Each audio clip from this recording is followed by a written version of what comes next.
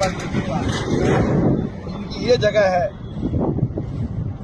और माननीय मुख्यमंत्री जी, आप कह रहे हैं गौ माता की व्यवस्थाएं हो रही हैं, गौ माता को 40 रुपये प्रति गाय दिया जा रहा है। बताइए,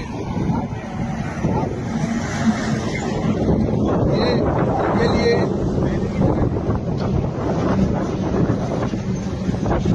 रोड में जाने के लिए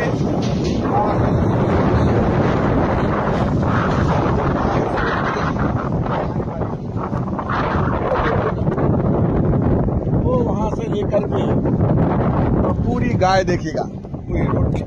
ये गौशाला है क्या? मध्य प्रदेश की गौशाला ये है क्या?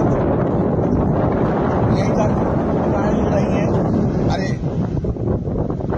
माननीय मुख्यमंत्री, आपसे आज बार बार निवेदन है, ये गौ माता की दुर्दशा को न करो। आप कहते हैं हम गौ सेवक हैं, ये गौ सेवक हैं आप? ये